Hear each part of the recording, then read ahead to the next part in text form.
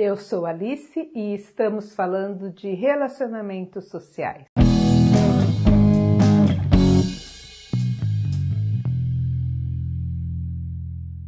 Alguém me perguntou esses dias se as pessoas que estão em situação de rua, se elas fizeram todo o possível para não chegar a essa situação, né? E se elas fazem todo o possível para sair dessa situação. E aí, refletindo a respeito, eu convido vocês a refletir também com uma outra pergunta, ou outras perguntas. A sociedade fez todo o possível para essas pessoas não chegarem a essa situação de vulnerabilidade extrema? Porque assim, os direitos dessas pessoas foram garantidos, o direito à educação, o direito à alimentação, o direito à moradia, as políticas públicas garantem esses direitos? O sistema educacional educa as pessoas para trabalhar, para viver em sociedade, para ter uma profissão, um meio de ganho? Porque é muito fácil culpar as pessoas que estão em situação de rua, principalmente quando a gente não conhece histórias dessas pessoas. Ah, tem pessoas que estão acomodadas nessa situação e que estão lá porque elas querem. Eu escuto muito isso. E aí eu sempre penso, alguém quer morar na rua, ficar ao relento, não saber se vai comer, se vai beber, se vai conseguir descansar, se vai ser agredido? Alguém escolhe de fato, em sã consciência, essa situação? É uma coisa para a gente pensar. Eu não conheço ninguém, mesmo que disse que eu escolhi viver na rua, que lá no fundo tem escolhido mesmo, porque não refletiu a respeito. Como o jovem que escolhe fugir de casa porque está com problemas com a família, mas não pensa na sua forma de sustento da sua vida, aonde ele vai ficar. Não reflete, é uma decisão impensada. E o ficar na rua, a pessoa dizer que escolheu ficar na rua, normalmente é assim, não conhece a realidade. Porque quem conhece não vai escolher. Uma outra coisa para a gente pensar é as nossas estruturas familiares.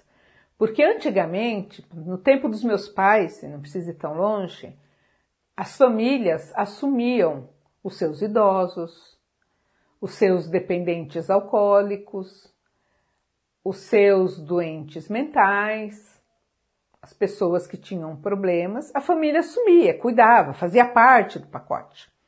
Meu sogro, quando casou, ele levou a mãe dele junto no casamento, porque ele que cuidava da mãe, ele encontrou minha sogra, casou e automaticamente a mãe foi morar junto. Ah, mas Alice, quem casa quer casa, verdade? Quem casa quer casa e precisa ter a sua intimidade, a sua privacidade. Mas tem o outro lado da história. A avó do meu marido ajudou a criar os filhos, os netos dela, enquanto a minha sogra e meu sogro trabalhavam para prover a família. Família grande, por sinal, de 13 irmãos. E ela ajudou, e todo mundo se cuidava. O casal tinha a sua intimidade, dava um jeito. Afinal de contas, 13 filhos, conseguia ter o seu espaço, o seu convívio, só que era natural dividir aquilo. E eu nunca vi, eu convivi muito tempo com a minha sogra, antes dela falecer, eu nunca vi ela reclamar disso, porque fazia parte do pacote. Os meus pais vieram de Alagoas para São Paulo para tentar a vida, e depois atrás deles veio o irmão do meu pai com família, com esposa, com filho, veio irmãos da minha mãe que moraram um tempo na casa dos meus pais até conseguir ter o espaço deles, e era tudo normal. A gente estava preparado para receber. Eu mesma já tive sobrinha, sobrinho, amigos dos filhos morando uma temporada com a gente. Faz parte da nossa estrutura familiar, da nossa dinâmica, da nossa lógica familiar, acolher. E isso não faz parte na maioria das famílias. Eu já vi pessoas dentro do centro de acolhida que a gente acessa a família diz claramente que não tem como receber aquele membro da família. Às vezes a pessoa veio lá do Nordeste tentar a vida em São Paulo, não conseguiu um emprego, um lugar fixo, né? Porque idealiza uma outra coisa, vem sem uma proposta concreta e não é tão fácil assim quanto se pensa e acaba ficando em situação de rua e a família não acolhe. E aí a pessoa não consegue voltar porque não tem o dinheiro, ou se consegue o dinheiro, tem vergonha de voltar numa situação pior do que quando saiu de lá. Acontece. A gente tem os alcoólicos, antigamente a pessoa ia para o bar beber, a família ia atrás buscar, trazia para casa, cuidava.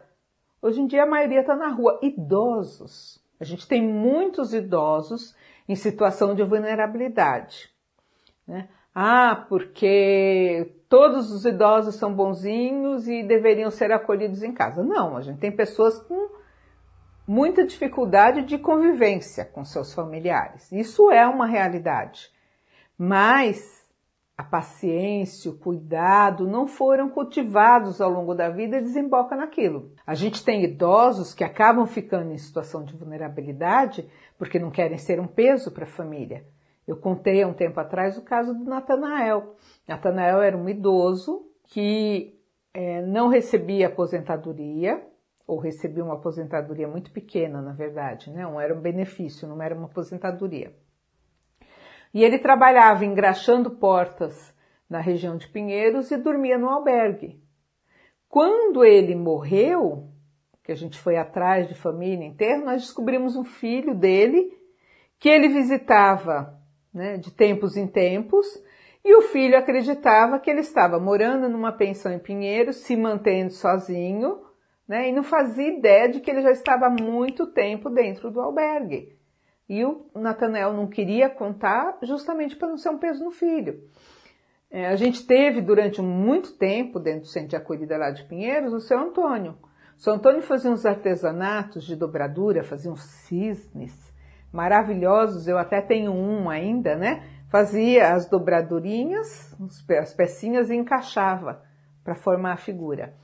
E ele tinha muita habilidade nisso. Um senhor que não tinha vício, não tinha dependência, andava sempre limpinho, arrumado. Você olhava para ele, uma pessoa agradável. Aí tinha filho e marido, a filha estava grávida e ele não queria ir morar com a filha para não ser um peso, porque ele ainda não tinha idade para receber a aposentadoria, então ele não tinha como contribuir financeiramente dentro de casa e não queria ser um peso. E aí se submetia, aquilo incomodava ele. Porque ele não convivia bem com os outros. Ele queria que tivesse ordem, que tivesse limpeza, que tivesse silêncio, que não acontecia porque é um ambiente muito cheio de pessoas diferentes, heterogêneo, né? Então é difícil seguir uma linha. Mas ele era, assim, aquele que estava sempre pegando no pé dos outros pelo comportamento, para que as coisas andassem de uma maneira mais calma. Estava sempre ali fazendo o artesanato dele, ele tinha o cantinho dele, a mesinha dele que ele fazia. Estava sempre se ocupando, ia na igreja quase todos os dias, ele tinha aquela prática, né? Mas não queria ir para a família para não ser um peso. E aí visitava a filha de vez em quando, não necessariamente falava que estava dentro do abrigo, né? No acolhimento. E aí a gente foi conversando com ele, com a filha, até ter esse acesso, que demorou, que ele não dava acesso, porque ele sabia que a gente queria que ele ficasse com a filha, até que ele conseguiu receber a aposentadoria dele, depois de muitos anos do processo, e foi morar com a filha, o genro e a netinha. Mas ele estava dentro do centro de acolhida, estava naquela situação, por essa questão de não ser um peso, de querer, não conseguir emprego pela idade, mas também não tinha direito à aposentadoria, não queria onerar a filha e o genro que estavam no começo da família deles, né? Com a gravidez, com a neta.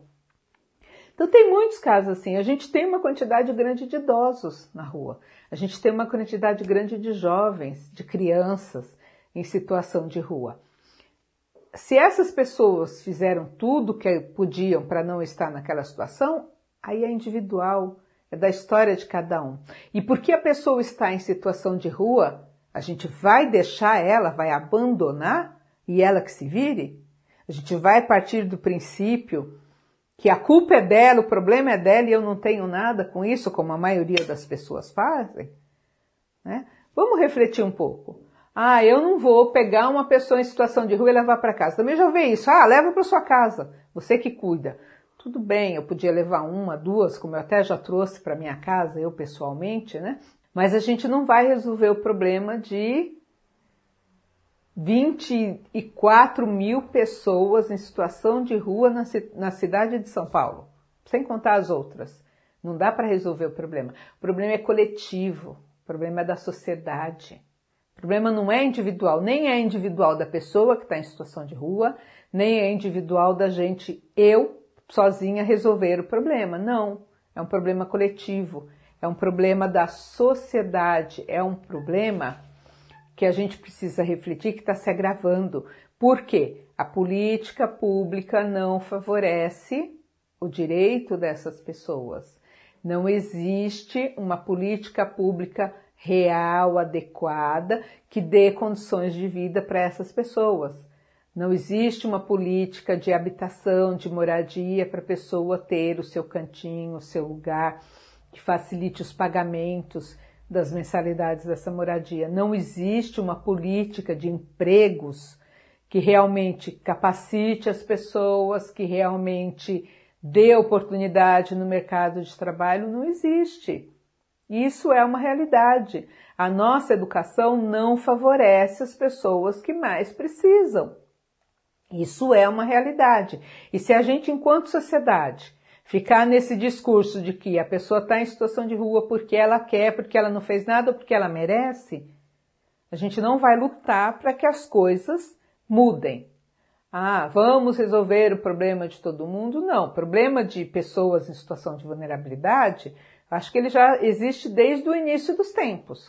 O problema de criança abandonada já existe desde o início dos tempos. A gente luta para que tenha política de direitos, para que tenha política da não violência, para que a gente não tenha mulheres, crianças violentadas, agredidas, para que a gente não tenha tanta violência no mundo, a gente luta para isso. Acabar com o problema é difícil, mas se a gente não fizer nada, a nossa sociedade está podre. Infelizmente, a nossa sociedade está podre. E isso a gente está vendo aí todos os dias. E só não vê quem não quer ver. E aí esse é o pior cego, né? Que o pior cego é aquele que não quer ver. Aquele que nega o que acontece, joga a culpa nas pessoas em situação de rua. Ah, elas estão na rua porque elas não fazem nada para sair da rua. A sociedade está dando apoio, a família está dando apoio, as estruturas estão dando os direitos a quem de direito, as estruturas estão garantindo os direitos. Hoje em dia a gente fala muito que cada um por si, não tem o tempo para fazer as coisas. Natural, a gente está numa outra estrutura de sociedade que até pela necessidade financeira as mulheres saíram, tem que trabalhar, a dona de casa tem que trabalhar. Porque senão o marido sozinho não consegue sustentar a família. Antigamente era um valor o homem sustentar a sua família. Só que com os salários mais baixos, a questão econômica, as necessidades, é quase impossível um homem sozinho com seu salário sustentar a família. Então a mulher precisa trabalhar e trabalha também por opção, por alternativa, por querer ganhar este campo profissional e ser produtiva. Só que com isso acaba deixando a casa e a família. E as estruturas de antigamente permitiam que pai, mãe, tia, irmã, alguém pudesse cuidar dos filhos enquanto a mulher saía para trabalhar, que ela tivesse um respaldo. Hoje em dia é tudo muito distante, né? Voltamos à questão da família. As estruturas familiares não estão mais permitindo que as famílias morem junto, que a mãe esteja perto para apoiar a filha no cuidado com os netos, né? Acontece. Feliz a família que pode ficar mais ou menos perto e que aí essa estrutura um apoia o outro. Na maioria das vezes isso não acontece. Então hoje em dia está mais o cada um por si. Então faltam tempo, faltam pessoas com disponibilidade para cuidadores das crianças, para cuidadores dos idosos, para cuidadores das pessoas que precisam, que têm necessidades de apoio. Antigamente isso já estava meio que embutido, alguém tinha que fazer. Na família da minha mãe, lá em Alagoas, né, no Nordeste mesmo, na terra, no chão de terra, o meu avô ficou cego e as filhas cuidavam do avô, cuidavam do pai em questão, do meu avô, cuidavam dos irmãos mais novos, já fazia parte do pacote. Não era escolha e ninguém se sentia agredido, violentado ou pressionado. Era natural. E hoje em dia não é mais. Então falta essas pessoas. Falta paciência para cuidar dos outros. Falta paciência para lidar com o outro. E isso faz com que a pessoa que está ali precisando daquele cuidado e não tem, fique isolada, vá procurar uma outra coisa. E às vezes sai e não consegue mais voltar para casa. Então, refletimos sobre isso. A pessoa está em situação de rua só por culpa dela? Tem uma parcela de culpa? Tem.